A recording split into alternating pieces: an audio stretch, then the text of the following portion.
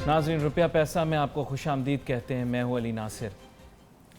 आज गुस्सा नहीं है, आज परेशान भी नहीं हूँ, आज बेबसी महसूस हो रही है।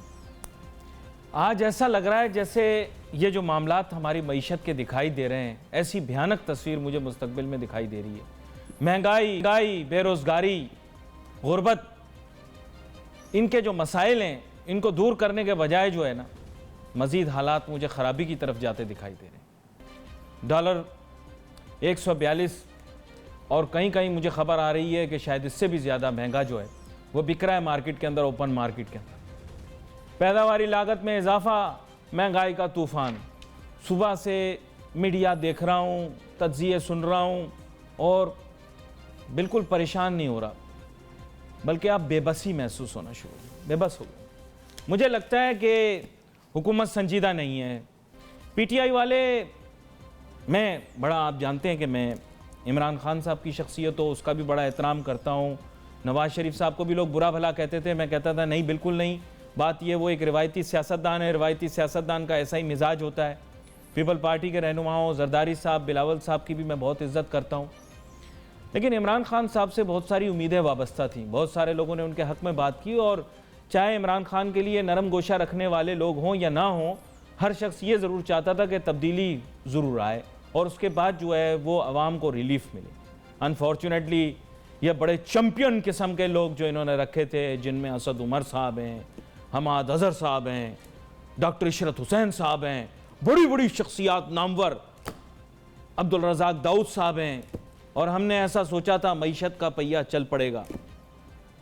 लेकिन कल मैंने सोचा कि काम वाम छोड़ अली, अब देसी मुर्गियां पाल और देसी मुर्गियों के देसी अंडे होंगे। फिर मेरे जहन ने कहा कि छोड़ो, इस मौजू पर बात ना करना, इस पर भी बड़ा मजाक बन गया। मेरे साथ बहुत ही अहम मेहमान आज शामिल गुफ्तगू होंगे।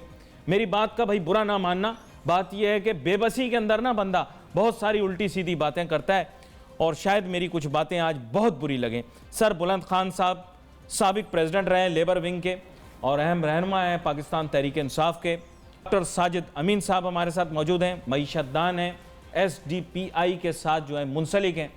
गुफ्तगू का आगाज़ करते हैं। सर बुलंद खान साहब, आपसे बुनियादी बात यह है कि मईशत का जायज़ा तो मैं बाद में लूँगा, लेकिन सर अब क्या हाथ जोड़ने पे आ जाऊँ, तरले करूँ आपके, के तरले करूँ आप, क्योंकि मैं और कोई बात नहीं करूँगा। अब मैं आपको शर्मिंदा इस तरह से नहीं करूँगा, मैं हाथ जोड़ूंगा आपके सामने, तरले करूँगा आपके सामने, मिन्नतें करूँगा कि अवाम के लिए कुछ करो। याद रखो, आपसे पहले भी जो आए थे ना, बड़ा गुरूर और तकब्बुर था उनमें। वो समझते थे महंगाई करेंगे, डॉलर महंगा करेंगे, माशी तरक्की आहिस्ता करेंगे, फिर भी लोग उनको वोट देंगे। आज उनका हाल देखकर थोड़ा आप एहसास कर लें, और कुछ नहीं कहो। जी सर बुलंद खान साहब। बिस्मिल्लाहिर्रहमानिर्रहीम। बहुत शुक्रिया आपका अली भाई आज के प्रोग्राम में बुलाने का। और आज आपकी जो आवाज़ मैंने सुनी, हकीकत में ये एक आम आदमी के दिल की आवाज़ है। आपने जो बात की, बड़ा फील हुआ, और यही फीलिंग हमें भी है, खान साहब को भी है, हमारी पार्टी को भी है। हम भी चाहते हैं कि गरीब आवाम को रिलीफ मिले, लेकिन बदकिस्मती से जो पिछली हुकूमतें गुजरी है, उन्होंने आवाम को कुछ देने के बजाय उन्होंने कर्ज़ों का अंबार लगा दिया। एक आम आदमी लाख रुपए से ज़्यादा का कर्ज़दार है। हर माहाना हमें 3000 अरब रुपए जो हमारा बजट है उसमें नुकसान हमें उठाना पड़ रहा है। IMF के पास जाने का रिवायती तौर पे पिछली हुकूमतें जिस तरीके से हर साल जाती रही हैं, हमारे पास भी इसके अलावा कोई चारा नहीं कि हम IMF के पास जाएं और वहाँ उनकी शराइत के मुताबिक इनसे कर्ज़े लें और इस डॉलर को थोड़ा इस्तेकाम दें। लेकिन हमने इसके बजाय हम रियलिटी की तरफ गए। हम आवाम को इत्मीनान में लेकर, क्योंकि तहरीक इंसाफ वो वाहिद जमात इस वक्त पाकिस्तान में नज़र आ रही है, और बिलखुसूस खान साहब की लीडरशिप जो है, आवाम का मुकम्मल इत्मीनान है। बावजूद इसके कि कड़वी गोली हम खा रहे हैं, आवाम खा रही है, उसके बावजूद जहाँ जहाँ मैं जाता हूँ, पिछले कल एक मैं अली भाई गरीब आवाम, मैं उसी की तरफ आ रहा हूं। पूछेगी सर बुलंद खान साहब, कल रात एक शो हुआ वसीम बादामी साहब का, उसमें 90% लोगों ने बावजूद ये कहा कि यार इस वक्त बड़ी सख्त हालात है, लेकिन फिर भी हमें भरोसा है तहरीक इंसाफ की क़यादत के ऊपर कि इंशाअल्लाह ये मुल्क में तब्दीली लेकर आएंगे। तो वो जो कर्जा था, हमने IMF को हमने अभी तक हमने उसको ओके नहीं किया कि जब तक हमारी पाकिस्तान के मफादात के मुताबिक हम IMF पैकेज लेंगे, उस वक्त लेंगे कि जब उसमें मफादात होंगे पाकिस्तान के।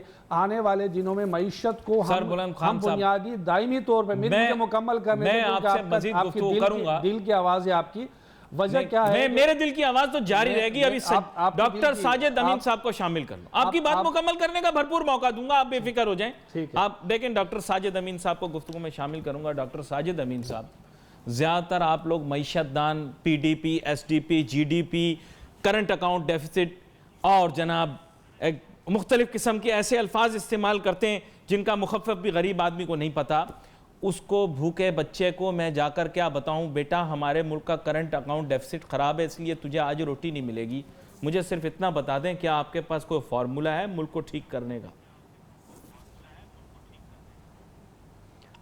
बहुत शुक्रिया जी। मैं कोशिश करूंगा कि मैं को बहुत ज़्यादा जो हैवी टर्म्स हैं वो इस्तेमाल ना करूं, जैसा कि आपने कहा है। मुझे ज़रा आप स्टार्ट करने दीजिए। मैं आपको मजीद मौका भी दूंगा, बीच में आपको रोकूंगा कुछ लम्हात के लिए, लेकिन ब्रेक के लिए, लेकिन आपको मौका पूरा दूंगा। जी बात कीजिए। मुझे कह रहे हैं जी आप? जी आप ही को कह रहा हूँ। ओके जी। तो मैं इस हद तक तो सरबलंद साहब से इत्तफाक करता हूँ कि इसमें ये जो डॉलर की बात हो रही है ये बहुत ज़्यादा रोल है पिछली गवर्नमेंट का। लेकिन शायद ये बरियो ज़िम्मा मौजूदा गवर्नमेंट भी नहीं है। देखें, दो तरह से जो आपकी जो एक्सचेंज रेट की वैल्यू है वो दो तरह से डिफ़ाइन होती है कि एक उसके पॉलिटिकल फैक्टर्स हैं, एक उसके इकोनॉमिक फैक्टर्स हैं। जैसे आपने कहा current account deficits, trade deficits, ये सारे के सारे उसके डेफिसिट्स हैं। लेकिन मुझे लगता है कि ये जो मौजूदा तौर पर हमारा जो रुपया गिर रहा है इसमें बहुत सारा पॉलिटिकल फैक्टर्स हैं।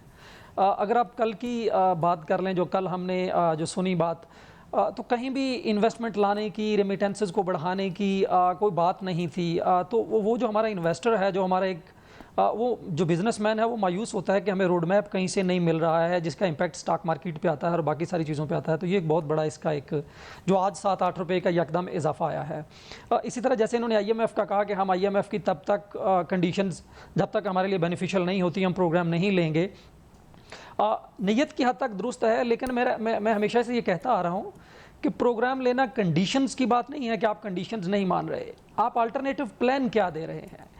आप IMF को ये कहें कि ये रेवेन्यूज़ अगर आप कह रहे हैं कि हम गैस या एनर्जी की प्राइसेस बढ़ा के लाएंगे तो ठीक है, हम इस पर नहीं करेंगे, लेकिन ये हैं हमारे alternative sources of revenue generation. हमारी जो मौजूदा गवर्नमेंट है वो जो अल्टरनेटिव सोर्सेज हैं वो कहीं से नहीं ला पा रही, प्लान कहीं से नहीं ला पा रही।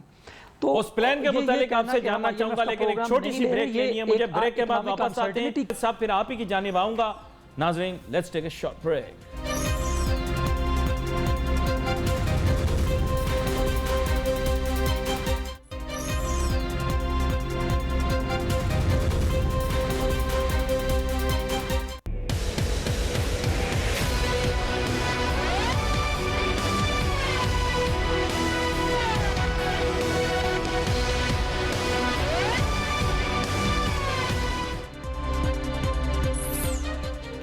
नाज़रीन, welcome back after break. Break पे जाने से पहले गुफ्तगू हो रही थी और बहस इसी मौजू पर हो रही थी कि जनाब वाला फिर सोल्यूशन क्या है। लोग हमसे पूछते हैं, एंकरों से आके पूछते हैं, ये आप बताएं सोल्यूशन क्या है। भाई हमारा काम सवाल पूछने का है, सोल्यूशन देने का आपका काम है।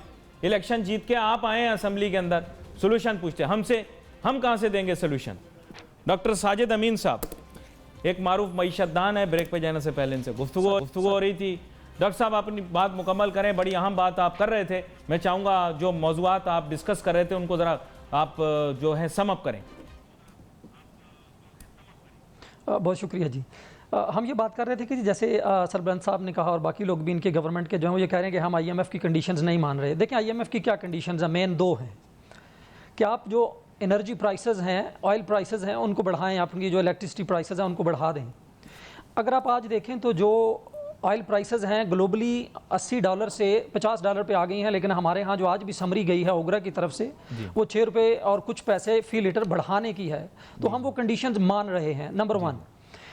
नंबर 2 ये है कि जो आज मॉनेटरी पॉलिसी आने वाली है, मेरी अपनी असेसमेंट है कि वहाँ अगर डॉलर जो हमारा पॉलिसी रेट बढ़ता है तो इसका मतलब है कि हम वो जो IMF की कंडीशन है इंटरेस्ट रेट को बढ़ाने की वो भी मान रहे हैं। अदरवाइज़ हमें इंटरेस्ट रेट बढ़ाने की ज़रूरत नहीं है। उसकी वजह बहुत सिंपल है पाकिस्तान के अंदर जो इन्फ्लेशन है वो 70 to 80% जो है वो ऑयल प्राइसेस के साथ लिंक्ड है, ग्लोबल ऑयल प्राइसेस के साथ। जी जी।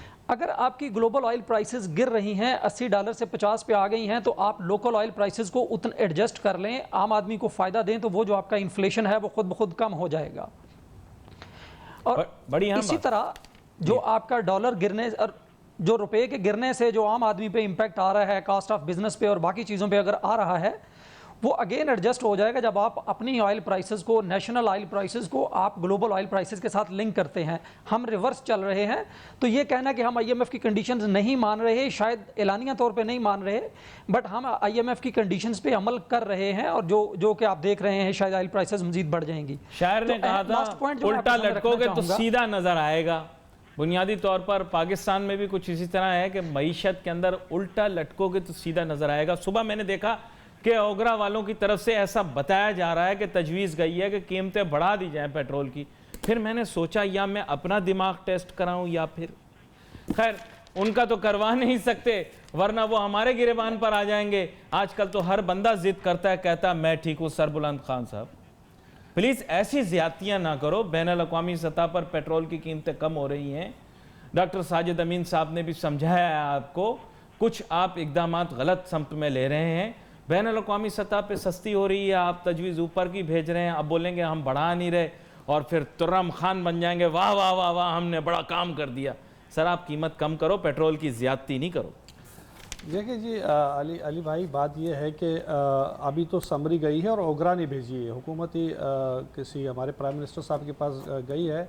मुझे उम्मीद है इंशाल्लाह ये कीमतें बढ़ेंगी नहीं, और ये डिपार्टमेंटल इदारा कम कराए भाई कीमतें, क्या बात कर रहे हैं आप? 80 से 50 पे आ गए, आप बोल रहे हैं ज़्यादा। मैं बता रहा हूँ, देखिए जी, वो जो कीमतें हैं, ये जब हमारी हुकूमत आई तो इस वक्त 60 से $80 पे चली गई थी। 60 पे है, कीमत मसावी उसकी है। जब नून लीग की हुकूमत थी तो 100% से ज़्यादा 105% टैक्स ले रही थी, हम 20% ले रहे हैं, यानी कि हम उनसे उनके 4-5% हम कम ले रहे हैं। गरीब आवाम को मुतासिर करना हमारी कोई वो नहीं है, लेकिन जो इस वक्त इंटरनेशनल प्राइस के अलावा डॉलर की जो कीमत है, मईशत है, जो हमें मिला है विरसे में, वो सारे मसाइल हैं और हम आर्जी तौर पे इन चीज़ों को काबू में कर सकते हैं। मुझे थोड़ा आप टाइम दें, लेकिन हम चाहते हैं कि ये सारा मसला कंक्रीट यानी कि दायमी तौर पे ये सारे मसाइल हल हों। आने वाले जो साल हमारा है, उसके बाद आने वाला साल है, उसमें हम IMF जो डॉक्टर आता है मईशत को अपने पांव पे खड़ा करने के लिए हमें टाइम दरकार है। जो डॉक्टर आता है, हम आर्जी इंजेक्शन नहीं लगाएंगे, हम इलाज करेंगे मुकम्मल मईशत का। जो मालिज आता है को खत्म करेंगे, जिस रिमिटेंस की बात, जो मालिज आता है कहता है कड़वी दवा खा।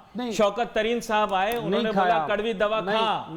जो डॉक्टर आ रहा है बोल रहा है कड़वी दवा खा।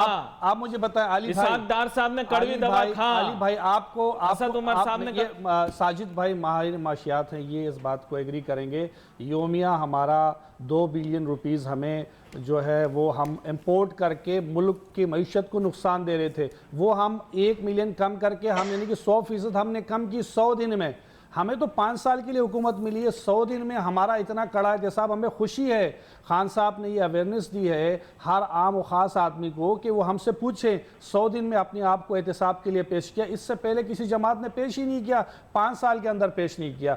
तो ये क्रेडिट तहरीक इंसाफ को जाता है, और हमने तमाम वज़रा को बाकायदा तौर पे इस बात का पाबंद किया है। खान साहब ने पाबंद किया है कि अपनी परफॉर्मेंस बताए, वरना छुट्टी। यानी कि हमने आवाम को डिलीवर करने के लिए हम आए हैं, आवाम ने वोट हमें दिया है। बड़ी अजीब सी बात आपसे करूंगा सरबुलंद खान साहब, बड़ी आवामी सी बात करूंगा। मुल्क को कर्जे तलो डुबोया है, वो रिवायत सियासत हम नहीं करेंगे। अच्छी बात है। आवाम की दुआएं लेंगे या फिर इंशाल्लाह दुआएं लेंगे? नहीं, मैं या फिर कह दिया आगे, आप समझ 5 साल बाद आप देखेंगे आवाम ढूंढेगी कि बल्ले का निशान कहां पर। डॉक्टर साजिद अमीन साहब, हुन तीकर मैं सिर्फ गल्लां सुन रहा, गल्लां। हर बंदा इत्थे आउंदा सिर्फ गल्लां करदा। I want to see some action. Government का आप सच बताएं, ये कह रहे हैं 100 डेज के अंदर हमने कुछ अचीव किया है। I don't want to be bias. ठीक है, गवर्नमेंट का कड़ा एहतसाब नहीं होना चाहिए। आपके ख्याल से could they have done something better? देखें जी, मैं पॉलिटिक्स को साइड पे करते हुए एक तो हमारी इस गवर्नमेंट को इस फ्रेम ऑफ माइंड से बाहर आने की ज़रूरत है कि हमें बहुत बदतर इकानमी मिली है। अगर आप इसको 2012-13 से कंपेयर करें तो हमारा ग्रोथ रेट जो है वो 3% के करीब था, जो कि इनको 5.8% के करीब मिला है। जो इकानमी का साइज़ था उस वक्त $177 बिलियन के करीब था, इनको $300 बिलियन के करीब मिला है। इन्फ्लेशन उनको उस वक्त 8% के करीब था, इनको 3.8% के करीब इन्फ्लेशन मिला है। तो ये एक शायद इससे थोड़ा सा बाहर आने की ज़रूरत है। ज़ाहिर है प्रॉब्लम्स हैं, उसमें किसी को इनकार नहीं है, लेकिन जब तक आप इस फ्रेम ऑफ माइंड से बाहर नहीं आएंगे, ये हर एक को मिलता है। और मैं ज़ाती तौर पे समझता हूँ, मेरे ओपिनियन में 2017-18 की इकानमी जो इनको मिली है वो 2012-13 की उस इकानमी से बहुत बेहतर है जो पिछली हुकूमत को मिली थी। हाँ, लेकिन कमिंग टू अगेन जो हमारी डिस्कशन चल रही है, देखें जब अगर आप ऑयल प्राइसेस को फॉर एग्जांपल कम नहीं कर सकते, चले मान लिया हम एग्री कर लेते हैं, लेकिन देखिए पूरी दुनिया में ये होता है कि फिर आपके जो सोशल सेफ्टी नेट्स के प्रोग्राम हैं, जो आपके सब्सिडीज़ के प्रोग्राम हैं, वो आम आदमी को फ़ायदा पहुंचाते हैं। हमारे यहाँ हो ये रहा है कि जो ऑस्टेरिटी है वो हमेशा नुकसानदेह होती है आम आदमी के लिए। हमारी कुछ स्टडीज़ आ रही हैं, कुछ एक्सपर्ट्स बता रहे हैं कि अगर आप और ये चंद जो अहम बातें आप बता रहे हैं, बहुत अहम बातें ऑस्टेरिटी के मुतालिक बता रहे हैं, इस मज़ीद गुफ्तगू जारी रखेंगे और ब्रेक के बाद कोशिश करेंगे कि एक और मौक़िफ़ भी लें। यहाँ पर लेते हैं एक छोटी सी ब्रेक।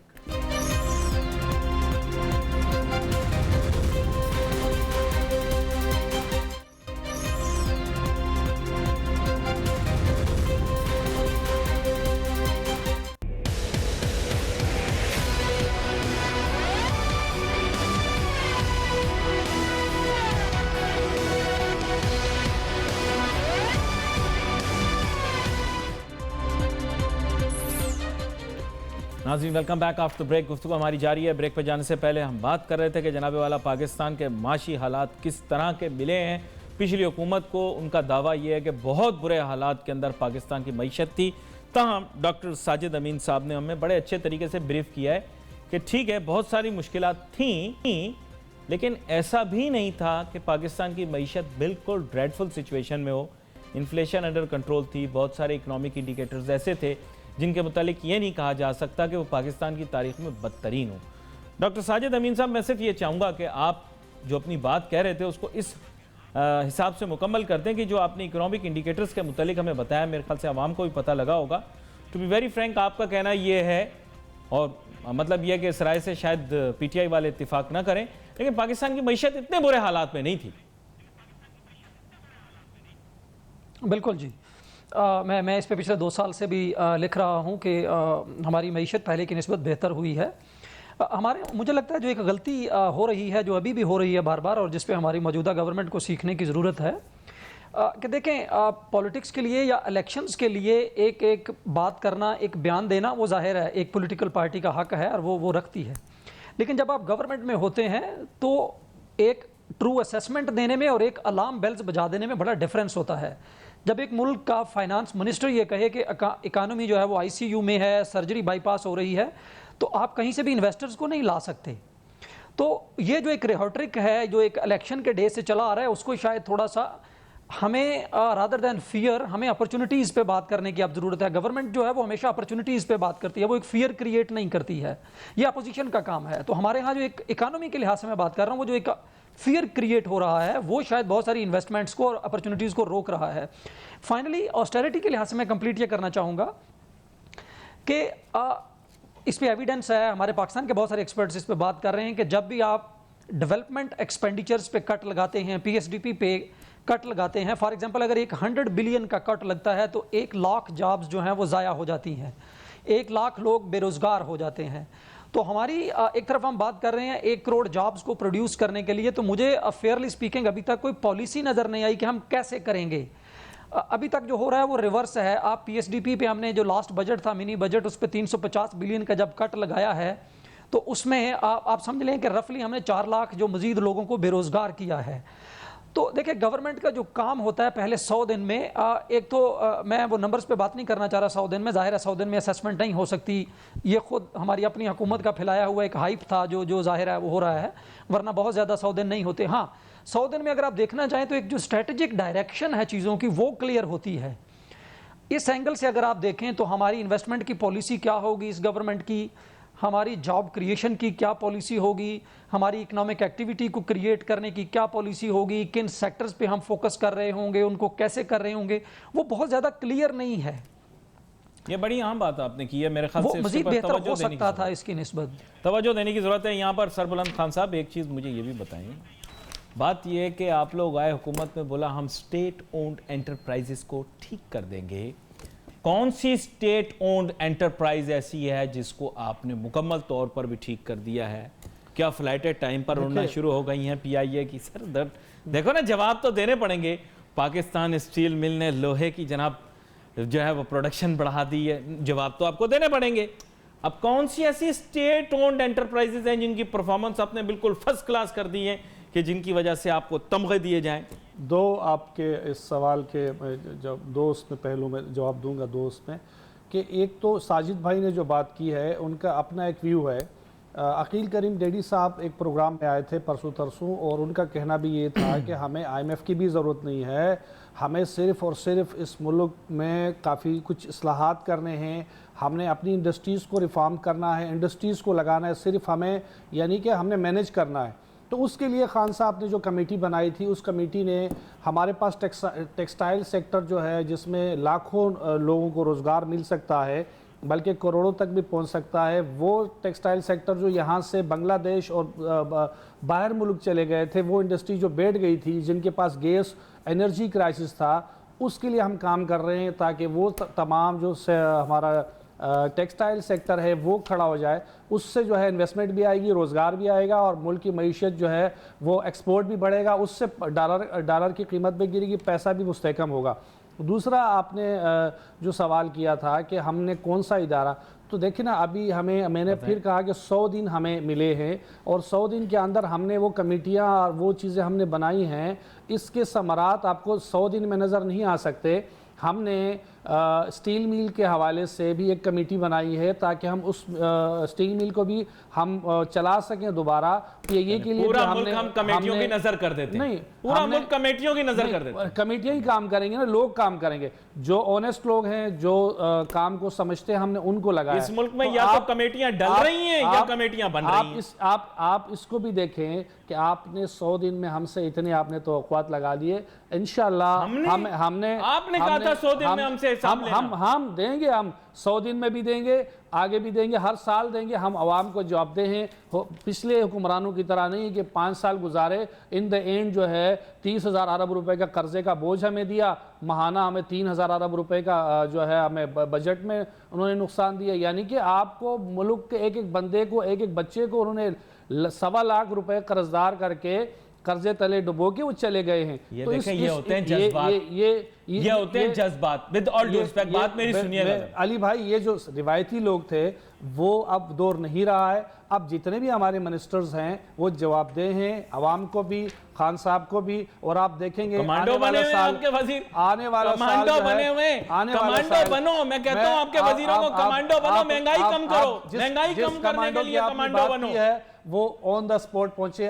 नहीं, मैं कहता हूं कमांडो बनो, महंगाई के खिलाफ कमांडो बनो, बिल्कुल बनेंगे। आप बेरोजगारी के खिलाफ कमांडो बनो। हम चीजों को दायमी तौर पे ठीक करेंगे, आर्जी तौर पे नहीं करेंगे, जिस तरीके से रिवायती सियासतदान पिछले बार में कर चुके हैं। देखें, अलिविएट पॉवर्टी, इरेडिकेट पॉवर्टी, कोशिश ये करें कि इन्फ्लेशन को कम करें, एम्प्लॉयमेंट जनरेशन करें और मस्बत नोट के ऊपर प्रोग्राम को खत्म करते हैं। लेकिन मैं आपको बता दूं कि कारकर्दगी बेहतर करनी पड़ेगी। डॉलर को महंगा करके मुल्क की मईशत को बहुत बड़ा नुकसान पहुंचेगा। आप दोनों मेहमानों का बहुत शुक्रगुजार हूं। आगे आने वाले दिनों के अंदर भी आप लोगों को मदद करें। यहां पर हमारे प्रोग्राम का वक्त खत्म हुआ चाहता है। We wait for your messages on Facebook. Ali Nasir हमारी टीम को इजाजत दीजिए। अल्लाह हाफिज़।